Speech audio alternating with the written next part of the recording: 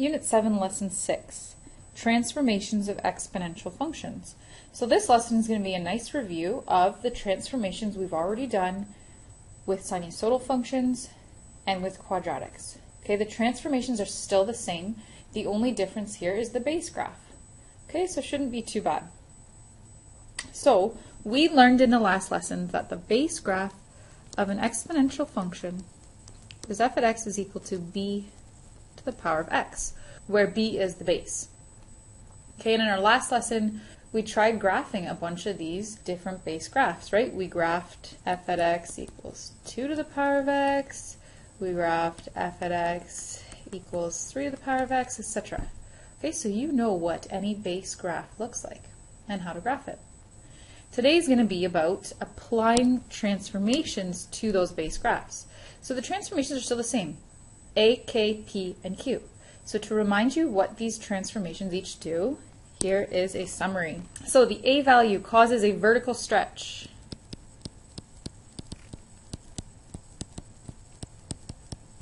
When the a value is greater than 0. Okay, so if you have an a value of 1, 2, 3, etc., it's a stretch. It's a vertical compression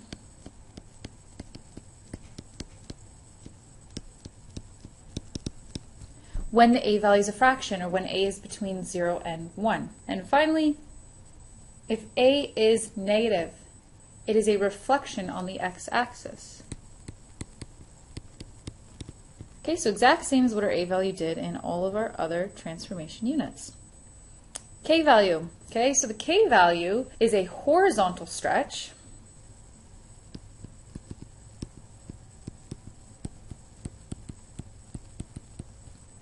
when your k value is a fraction. Okay, and remember, it's a horizontal stretch by a factor of 1 over k. So if your k value is a fraction, let's say your k value is a half, it makes sense that it's a horizontal stretch because it's stretched by 1 over k. So 1 over k would be 1 over a half, which is 1 divided by a half, which is the same as multiplying by the reciprocal, so it's actually just by 2. Okay? When k is greater than 1, it's a horizontal compression.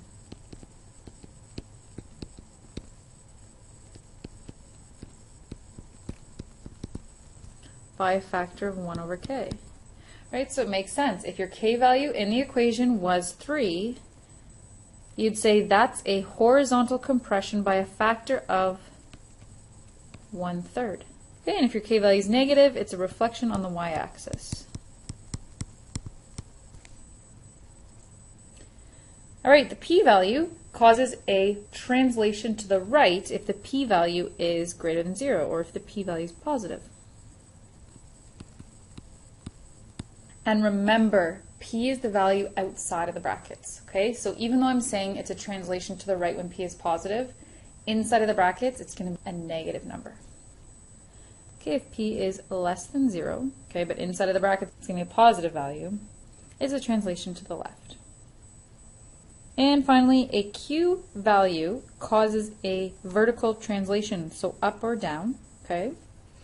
More specifically, when q is greater than 0, it's a vertical translation up.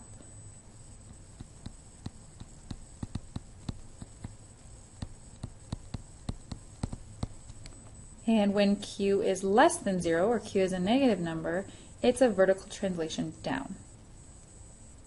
Okay, and we learned that exponential functions have horizontal asymptotes associated with them. So lines on the graph that the exponential function will never touch or cross, right? In yesterday's lesson, we saw a bunch of horizontal asymptotes at y equals 0. Okay, well, there's a connection between where the horizontal asymptote is and the q value. Okay, so if you're trying to figure out where the horizontal asymptote is, it's always going to be at the line y equals whatever the q value is. Okay, so when graphing the transformations of an exponential function, it's always graph the base graph first, then apply the a value by multiplying the y values in your table of values of your base graph by a. Then apply your k value by dividing all of your x values in your table of values by k. Then apply your horizontal and vertical translations and any reflections. Okay, so let's do this one first. Let's graph this exponential function. So our base graph is f at x equals 2x. So let's write out the table of values for the base graph of f at x equals 2 to the power of x.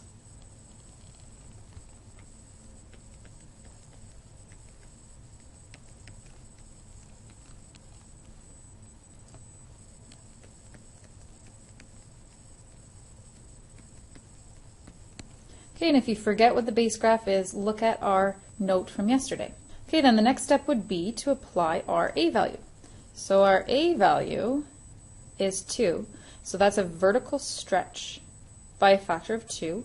So we're going to multiply all of our y values by 2.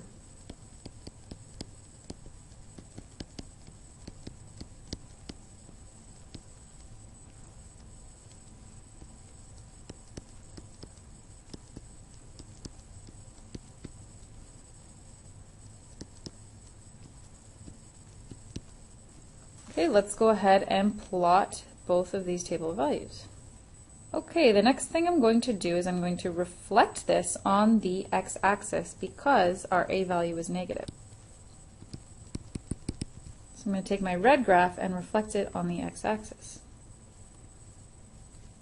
And finally, I'm going to translate my most recent graph, so the pink graph, up 3 units. And remember, sometimes it's helpful to transform the asymptote as well. So originally the asymptote was at y equals 0, but as soon as we had that k value of plus 3, the asymptote also moved up 3. So now the asymptote is at y is equal to 3. Okay, so there's our final transform graph.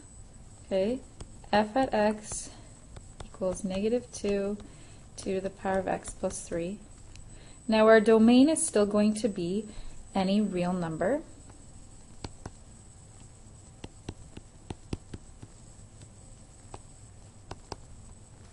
Our range, however, is going to be any y value that is less than 3. It cannot equal 3 because that's where the asymptote is at, the horizontal asymptote, but it can be any value less than 3.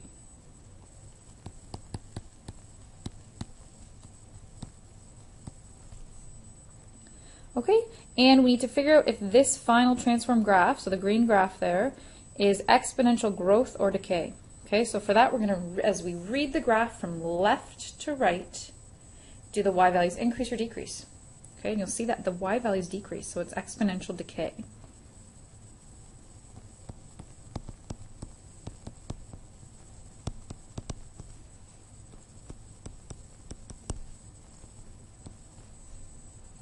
Let's try our second graph here. So our base graph is h at x is equal to 3x. And if you forget what the base graph looks like, go back to yesterday's lesson. So let's start by creating a table of values for the base graph.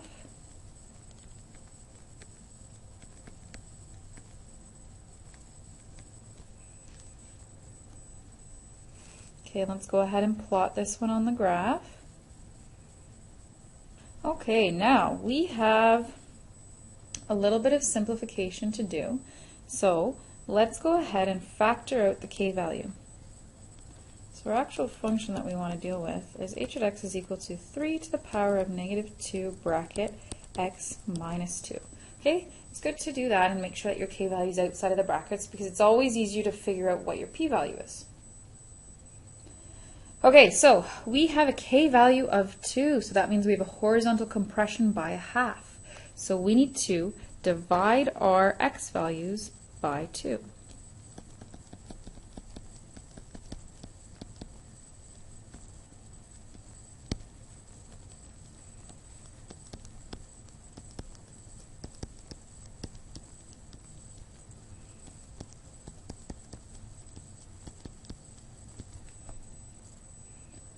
Okay, so let's go ahead and graph this now. Okay, the last thing we need to do is apply our p-value. So x minus 2, okay, that means our p-value is positive 2, and we're going to translate the red graph to the right 2 units. Okay, so the blue graph is h at x is equal to 3 to the power of negative 2x minus 2. Okay, so I think the hardest part of this new lesson is understanding where each of the transformations are in an exponential function, right? K is up in the exponent, so is P, but as you saw before, the A value is out in front, and the Q value is at the end. Okay, so our domain here is X is an element of the real numbers. Our range is Y is an element of the real numbers such that Y is greater than 0. Cannot be equal to 0 because that's our horizontal asymptote. And as we read the graph from left to right, our Y values increase. So this is exponential growth.